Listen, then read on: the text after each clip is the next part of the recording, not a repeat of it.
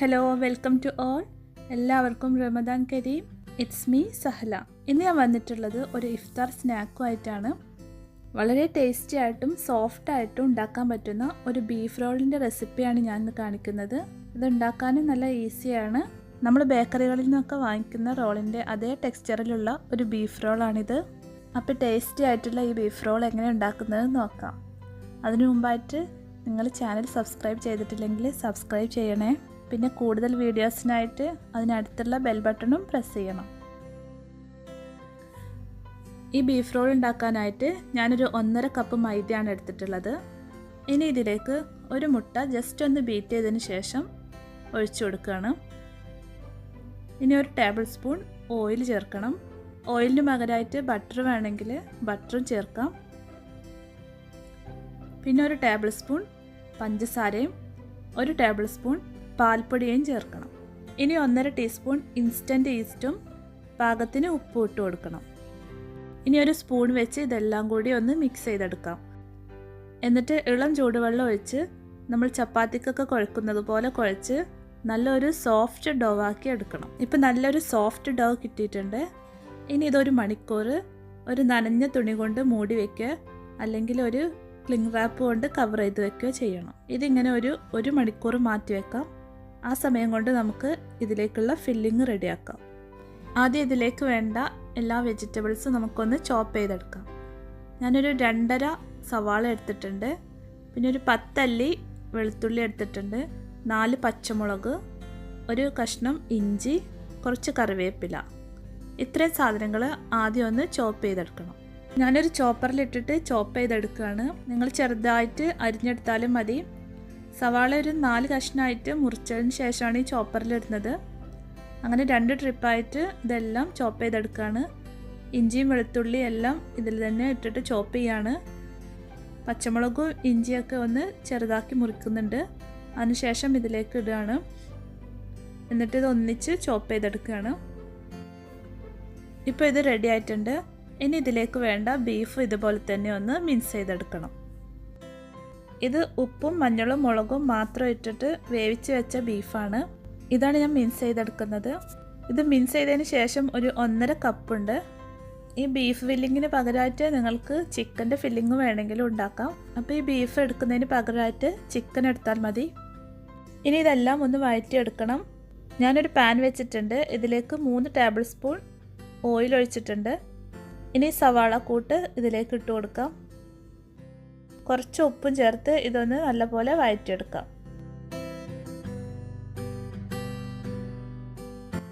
ഇപ്പോൾ സവാളയൊക്കെ വാടി വന്നിട്ടുണ്ട്. ഇനി ഇതിലേക്ക് പൊടികൾ ചേർത്ത് കൊടുക്കാം. 1/2 ടീസ്പൂൺ മഞ്ഞൾപ്പൊടി, 2 ടീസ്പൂൺ മുളക് പൊടിയും ചേർത്തിട്ടുണ്ട്. ഇനി ഇതൊന്ന് ഇളക്കി കൊടുക്കാം. ഇനി ഇതിലേക്ക് 1 ടീസ്പൂൺ കുരുമുളക് പൊടിയും 1/2 ടീസ്പൂൺ ഗരം മസാലയും ചേർക്കാം. മീറ്റ് മസാല ഉണ്ടെങ്കിൽ 1 ടീസ്പൂൺ ചേർത്ത് കൊടുക്കാം. ഇനി പാകത്തിന് ഉപ്പ് കൂടി ചേർത്ത് ഈ മസാലയുടെ എല്ലാം പച്ചക്കുത്ത് പോകുന്നത് വരെ ഒന്ന് വഴറ്റിയെടുക്കാം. ഇനി ഇതിലേക്ക് ബീഫ് ചേർത്ത് കൊടുക്കുകയാണ്. എന്നിട്ട് ഇത് നന്നായിട്ട് യോജിപ്പിച്ചെടുക്കണം.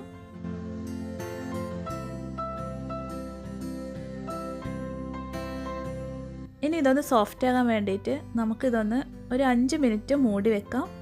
അതിനുശേഷം ഇതിലേക്ക് 2 ടേബിൾ സ്പൂൺ ടൊമാറ്റോ സോസ് ഒഴിച്ചു കൊടുക്കാം. ഇനി ഇതൊന്ന് മിക്സ് ചെയ്തെടുക്കാം. ബീഫ് റോള്, ചിക്കൻ റോളും ഒക്കെ ഉണ്ടാക്കുമ്പോൾ കുറച്ചൊരു നനവുള്ള മസാലയാണ് വേണ്ടത്. കൂടുതൽ ഡ്രൈ ആകരുത്. അപ്പോൾ നമ്മൾ ഇതിലേക്ക് ടൊമാറ്റോ സോസൊക്കെ ഒഴിച്ചു കൊടുക്കുമ്പോൾ പാകത്തിനുള്ളൊരു മസാലയാകും. ഇനി ഇതിലേക്ക് കുറച്ച് ക്യാപ്സിക്കം ചെറുതായി അരിഞ്ഞത് ഇട്ട് കൊടുക്കുന്നുണ്ട്. ക്യാപ്സിക്കത്തിൻ്റെ ടേസ്റ്റ് ഇഷ്ടമില്ലാത്തവർക്ക് ഇത് ഒഴിവാക്കാം. ഇനി ക്യാപ്സിക്കം ജസ്റ്റ് ഒന്ന് വാടി വരുന്നവരെ നമുക്കൊന്ന് വഴറ്റാം. ക്യാപ്സിക്കം അധികം വേവേണ്ട ആവശ്യമില്ല.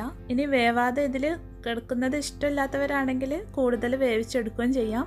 ഞാൻ ക്യാപ്സിക്കം അധികം വേവിക്കുന്നില്ല. ഇപ്പോൾ ക്യാപ്സിക്കം ഒക്കെ പാകത്തിനായിട്ടുണ്ട്. ഇനി ഞാൻ തീ ഓഫ് ചെയ്യാണ്. എന്നിട്ട് ഇതിലേക്ക് ഒരു വലിയ പിടി മല്ലിയില ചേർക്കുകയാണ്. ഇനി മല്ലിയില കൂടി ഇട്ടിട്ട് നല്ലപോലെ ഒന്ന് മിക്സ് ചെയ്തെടുക്കാം. ഇനി ഈ മസാല നല്ലപോലെ ചൂടാറണം. അപ്പോൾ ഇത് ചൂടാറുന്ന സമയം കൊണ്ട് നമ്മൾ നേരത്തെ ഉണ്ടാക്കി വെച്ചിട്ടുള്ള ഡോ നമുക്ക് ഉരുളകളാക്കിയെടുക്കാം. ഇതിപ്പോൾ നല്ലപോലെ പൊന്തി വന്നിട്ടുണ്ട്. നല്ല സോഫ്റ്റും ആയിട്ടുണ്ട്. ഇനി ഇത് ഒന്നുകൂടി ഒന്ന് കുഴച്ചെടുത്തിട്ട് നമുക്ക് ചെറിയ ഉരുളകളാക്കിയെടുക്കാം. ഈ ഒരു മാവ് വെച്ചിട്ട് നമുക്ക് മീഡിയം വലിപ്പത്തിലുള്ള 10 ഉരുളകൾ ഉണ്ടാക്കിയെടുക്കാം. കുറച്ച് വലിപ്പം കുറക്കുകയാണെങ്കിൽ 12 എണ്ണം വരെ ഉണ്ടാക്കാം. മാക്സിമം 12 എണ്ണം വരെ ഉണ്ടാക്കാം.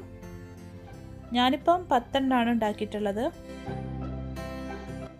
ഇനി നമുക്കിത് പരത്തിയെടുക്കാം. കുറച്ച് പൊടി തൂവിയതിന് ശേഷം ഓവൽ ഷേപ്പിൽ ഇത് പരത്തിയെടുക്കണം. ആദ്യം ചെറുതായിട്ടൊന്ന് റൗണ്ട് ആക്കിയതിന് ശേഷം ഓവൽ ഷേപ്പ് ആക്കി എടുക്കണം. 2 സൈഡിലേക്കും ഒന്ന് വലിച്ച് പരത്തിയാൽ മതി. അപ്പോൾ ഇങ്ങനെയാണ് പരത്തേണ്ടത്. ഇനി ഇതിലേക്ക് ഫില്ലിംഗ് വെച്ച് കൊടുക്കാം. 2 സ്പൂൺ മസാല വെക്കാം. ഇതിൻ്റെ ഒരറ്റത്ത് മസാല വെച്ചാൽ മതി. എന്നിട്ട് ഒരറ്റത്ത് നിന്ന് മറ്റേ അറ്റത്തേക്ക് റോൾ ചെയ്ത് കൊടുക്കാം. എന്നിട്ട് അതിൻ്റെ ലാസ്റ്റ് അറ്റം അതിലേക്ക് ഒന്ന് പ്രസ് ചെയ്താൽ മതി. അതവിടെ ഒട്ടി നിൽക്കും.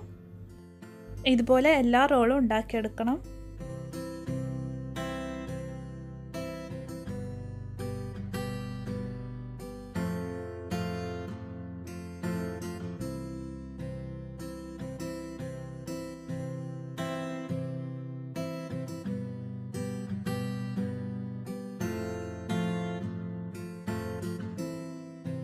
ഞാനിപ്പോൾ 10 റോൾ ഉണ്ടാക്കിയെടുത്തിട്ടുണ്ട്. ഇനി ഇത് മുട്ടയിൽ മുക്കി ബ്രെഡ് ക്രംസിൽ റോൾ ചെയ്തിട്ട് നമുക്ക് ഫ്രൈ ചെയ്തെടുക്കാം. എനിക്കിതാ ഇത്രയും ഫില്ലിങ്ങാണ് ബാക്കി വന്നിട്ടുള്ളത്. ഇനി ഒരു മുട്ട കുറച്ച് ഉപ്പും കുരുമുളകും ചേർത്ത് നല്ലപോലെ ഒന്ന് ബീറ്റ് ചെയ്തെടുക്കണം. എന്നിട്ട് ഇതിലേക്ക് കുറച്ച് പാൽ കൂടി ഒഴിക്കുകയാണ്. ഇങ്ങനെ പാൽ ചേർക്കുമ്പോൾ ഒരു മുട്ട കൊണ്ട് തന്നെ നമുക്ക് കൂടുതൽ എണ്ണം ഉണ്ടാക്കിയെടുക്കാം. ഇനി ഓരോ റോളും മുട്ടയിൽ മുക്കി ബ്രെഡ് ക്രംസിൽ റോൾ ചെയ്തെടുക്കാം. ഇങ്ങനെ നമുക്ക് എല്ലാം ഉണ്ടാക്കി വെക്കാം. ഇങ്ങനെ ഉണ്ടാക്കി വെക്കുന്ന റോളുകൾ നമുക്ക് ഫ്രീസറിൽ സൂക്ഷിച്ച് വെക്കാം. ഒരു എയർ ടൈറ്റ് ആയിട്ടുള്ള പാത്രത്തിൽ ഇട്ട് വെച്ച് ഫ്രീസറിൽ വെച്ചാൽ മതി. ആവശ്യത്തിനനുസരിച്ച് എടുത്തിട്ട് നമുക്ക് ഫ്രൈ ചെയ്തെടുക്കാം.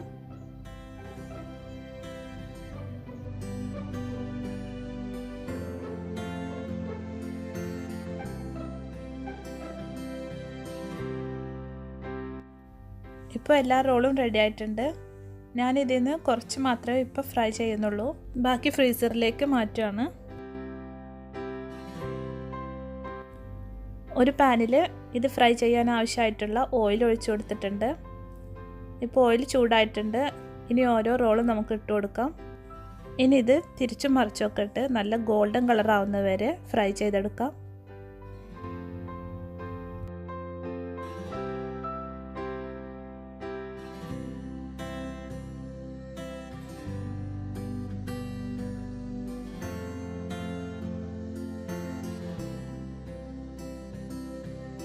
ഇപ്പോൾ ഇതായിട്ടുണ്ട്.